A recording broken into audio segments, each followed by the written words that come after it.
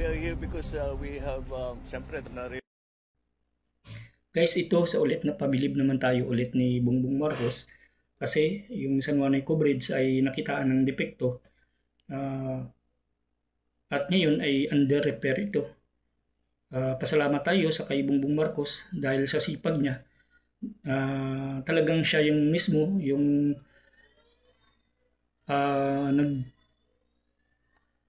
nagkakausap dyan sa mga engineer.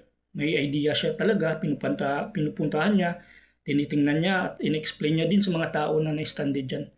Napakalaking tulong talaga na yung presidente natin ay ganito. Dahil kung hindi siya siguro yung naging presidente dyan, ipatuloy yung dadaanan at may tendency na magka-disgrasya dyan, may mamatay dyan.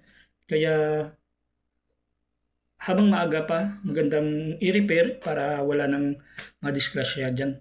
Kaya maraming salamat sa ating Pangulong Marcos na yung kanyang talino ay ang pag-prepare hindi lamang ngayon kundi para sa kinabukasan.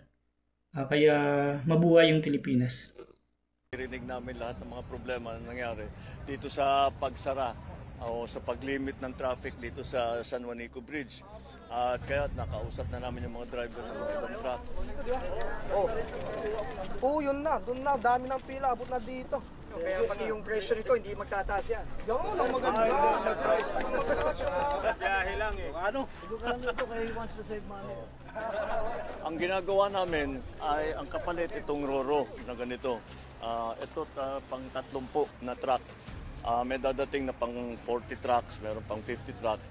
Tapos itong rampang ito, dodoblehin natin, lalagay pa tayo doon ng isa pa para double, mga 500 trucks a day. Tapos mag-umpisa na tayo ng night navigation. Kahit gabi, pwedeng tumawid. So that's our way of trying to mitigate the problem. Meron kaming rehabilitation plan para sa San Juanico. Noong ini-inspeksyon yung tulay para titignan kung saan ang kailangan rehabilitate, ang daming nakita na delikado. Sinabi kaagad ng mga engineer, isara natin ito dahil babagsak ito pagka minalas tayo.